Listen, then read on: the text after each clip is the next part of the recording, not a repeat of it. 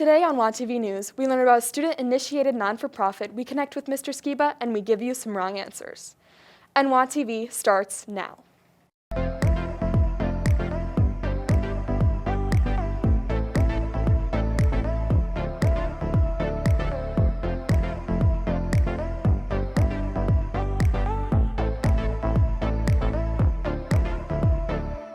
I'm Tegan Allison, and welcome to our 8th episode of the semester and our 32nd of the year. Many students are involved with organizations outside of school, but one student in particular, Carter Cumbie, started one. Reporter Kenna Tolman talked to Carter about his organization, Smart to Be Fit. In 2009, Carter Cumbie and his sister, Madeline Cumbie, started a nonprofit organization called Smart to Be Fit. The organization's mission is to give food and water to those in need and to empower kids to be healthy leaders that serve the community. What we do is empower other kids and local areas or schools to kind of benefit the community or international community. It started out with raising gardens for local communities, but now Smart to Be Fit serves areas around the world by building water wells for communities that don't have access to clean water. We run things called Walk for Waters. In the past years, we've done these Walk for Waters, which are fundraisers for water wells, like I said, in water scarce areas like India and Africa. Students can support Smart to Be Fit by donating money through their website at smarttobefit.org and on their Facebook page. From WAtv News, I'm Kenna Tolman. Back to you at the desk. Thanks, Kenna. Staying on the topic of being fit, reporter Osa Rocco gives us the history as well as some updates to the track and field season. Track and field has a rich history, not only here on the track of Wheaton Academy, but across the world. Track and field is a sport that includes athletic contests established on the skills of running, jumping, and throwing. Its first recorded appearance was in 776 BC, during the Olympic Games of 776 BC in Olympia, Greece. Here at WAL, the season already started on April 6th, and there's an estimate of between 60 to 80 students participating this year. Signups have concluded as of now, but you can still look forward to next year if you missed the deadline. WAL participates in all the same events that you're used to seeing besides pole vaulting, so that includes the 100-meter dash, the 200-meter dash, the 400-meter dash, shot put, javelin, and many others. Contrary to many other sports, there will be a state competition in June as well. Even though we may not all necessarily want to compete in these events, we can all benefit from supporting our teammates and friends by watching and going to these events. Reporter Oso Rocco, back to you guys at the desk. It's interesting to hear about the history of the sports that are offered here at Wheaton Academy. So thank you, Osa. As many of you know, Mr. Skiba will be finishing his last year here at the end of the semester. Lydia Daniel talked to Mr. Skiba about what his experience was like.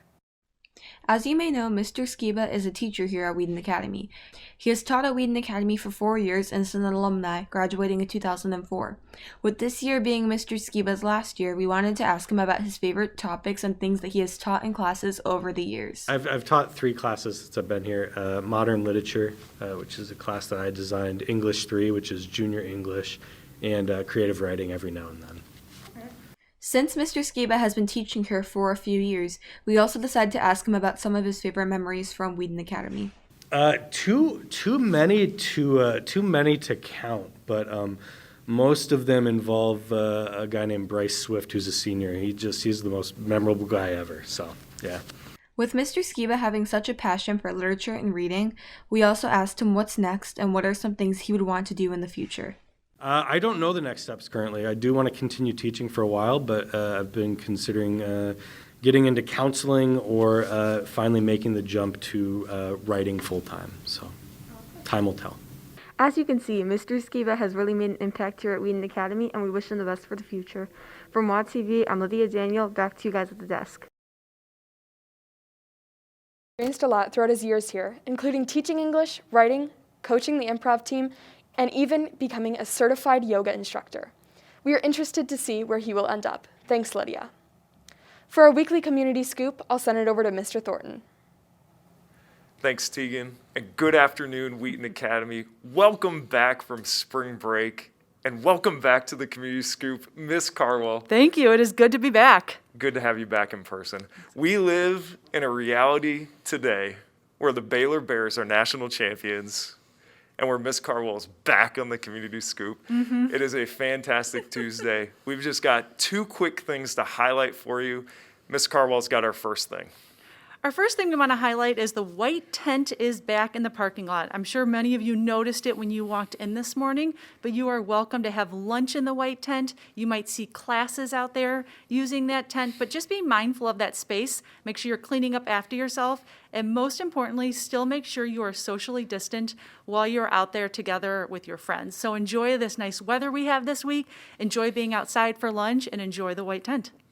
Fantastic. And the second thing, I guess, that I know you're all excited about, 1 week from today, on this school campus, PSAT, SAT time for the freshmen, sophomores, and juniors. We're going to be having more information coming out that we'll be sending to you via on-campus and info that we're sending to your parents as well. But there's one major thing I need to highlight, and this announcement is for all juniors. This year, the SAT writing section is optional. We've typically made that something that you have to take, juniors, as part of the SAT that you take in the spring. This year it is optional, and the way that we're gathering info on whether or not you want to take the essay section of the SAT this year is by sending a survey link. We've already included that in the WA Weekly. We're going to be sending it home to your parents. We're going to be sending it to you on campus. We need to hear from every single one of you juniors whether or not you want to opt in to taking the essay section or opt out. Opting in would affect the timing of the test. It would extend it a little bit later into the day, not too much later. It's not a huge writing section.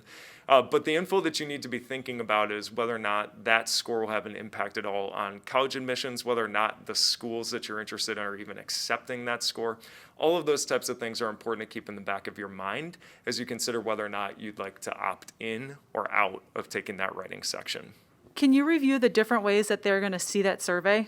Yeah, again, via email, WA Weekly, on-campus messaging. There's going to be a lot of ways where we're trying to push that communication out because we need a response by this Thursday. So we're trying to gather that data quickly. This is a change that just came through in the past couple of weeks. And of course, it timed up to hit right over spring break. So we need to gather the info quickly. But yeah, we're going to be trying to push out a lot of communication to you on that front. Awesome. Just keeping big picture perspective, we have 8 weeks left of school plus 1 week of finals. Y'all have done an amazing job as a community getting to this point. Hopefully we have some energy coming off of spring break to finish this year on a high note. The weather's getting warmer. The days are getting longer. There's a lot of activity going on around campus. We're excited to finish the school year together. Wheaton Academy. Anything else, Ms. Carwell, before we go? Nope. Have a wonderful day. Back to the desk. Thank you, Mr. Thornton. Answering questions on the spot is hard enough, but when asked to only give the wrong answer, would that be harder or easier? Jake Miller went around to find out. This week we asked people random questions, but with a twist. Wrong answers only. Is Wheaton Academy up for this challenge? We'll find out. So I personally use my leftovers from last night and just cram it in with my clothes, and then I just run it all night. I don't use detergent. Just leave it in your room for a while. Then maybe deal with it, or maybe not. It's kind of up to you. Yeah, that would be my answer. How do I do laundry? That's easy. I have my wife do it. See, I just shower with my clothes on, so I can multitask. So while I'm washing my hair, I can also wash my sleeve. Then I use the blow dryer to dry them. So I started making my laundry pretty spicy, in my opinion. So I put it in the washing machine, but then I add hot sauce, and it comes out super good, and you could lick it too. A book disposal. Sort food into certain nice little compartments to keep it well organized. The purpose of a blender is if I have to take a lot of medication, I'll just put my dinner in there along with my medication. We heard some great, very wrong answers. Thanks to everybody who participated. This is Jake Miller. Back to you at the desk. Thank you, Jake. As the endangered species list continues to grow, scientists may have found a way to clone these animals. Peter Canaris did some research on this incredible achievement. In early December 2020, scientists cloned the first U.S. endangered species, a black-footed ferret, duplicated from the genes of an animal that died over 30 years ago, named Willa. When Willa died in 1988, the Wyoming Fish and Game Department sent her tissues to a frozen zoo run by the San Diego Zoo Global that maintains cells from more than 1,100 species and subspecies worldwide. A company that offers cloning for family pets, Viagan, helped clone Willa, and she was reborn in 2020 as a ferret named Elizabeth Ann. Eventually, scientists may be able to use this technology to help other endangered species survive. Honestly, this is pretty creepy, and I don't really know what to think about it. Let us know what you think at WAtv on Instagram. This has been Peter Canaris from WAtv News. Back to you guys at the desk. That's amazing. Thanks, Peter. After a very snowy winter, we are happy to see things starting to warm up. Emma Vega gives us more. Thanks, Tegan. I'm Emma. Wheaton Academy, welcome back from spring break. For those of you who traveled someplace warm, thank you for bringing that warm weather back to Chicago. We have a storm front in the northwest, which we will interact later in this week. Speaking of those warm temperatures, here's our 5-day forecast for you. It is 80 degrees outside today. You'll see 78 degrees on Wednesday. Starting Thursday, it will be around 60-degree average throughout the rest of the week. You'll see rain on Thursday and rain on Friday as well. Because it is so warm outside today, go out and see that soccer game. Fun fact about the weather, it is 22 degrees above our average high around this year. Look out for showers the rest of the week, and unfortunately, our temps will get back to normal on Wednesday. Thanks for watching the weather. Back to you, Tegan. Thanks, Emma. Let's hope the warm weather is here to stay. And now for a few announcements. 2 national champions were crowned in college basketball over the last 2 nights. Stanford University edged out Arizona by 1 point, giving the women at Stanford its first national title since 1992. And for the men, Gonzaga took an undefeated season into the championship last night, where they faced off against the Baylor Bears. The game, featuring the preseason number 1 versus number 2, didn't live up to the hype, as Baylor's defense and 3-point shooting put the game out of reach. The worship team is looking for any Christian musicians, as well as audio and video technicians interested in serving.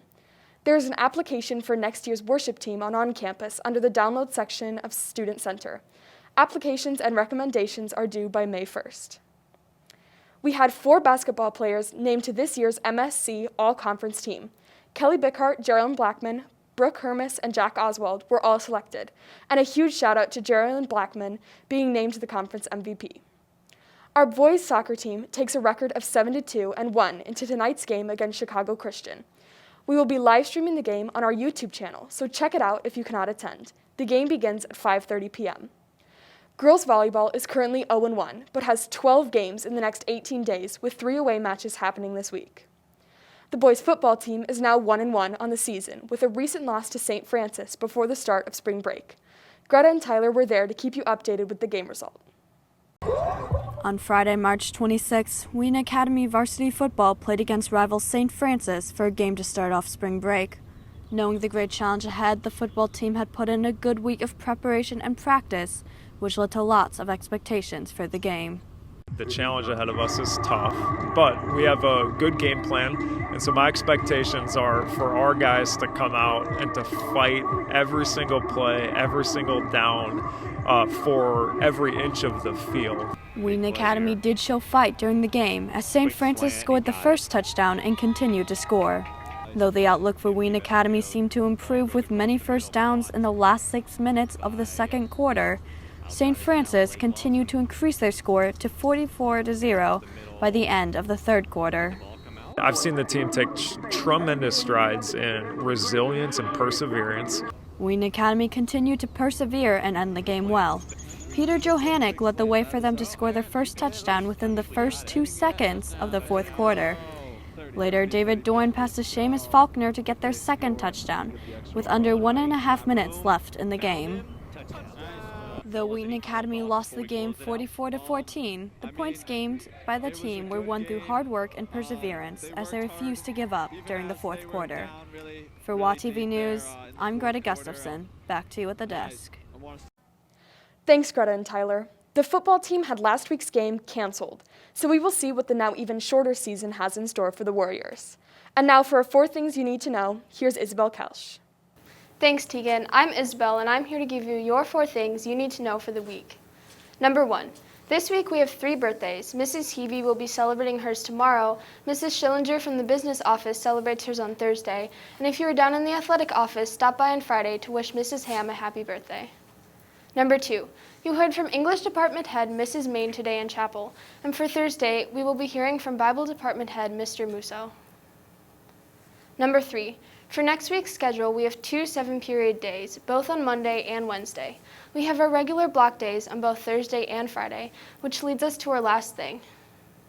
Number 4, next Tuesday will be an all-school testing day, with both the PSAT and SAT being administered that day. Make sure you get some good sleep the night before. That's all for our 4 things. Back to you, Tegan. Thanks, Isabel. That will do it for this week's episode. Make sure to follow us on Instagram at WAtv, and of course, for all of us at Studio 22, have a great day.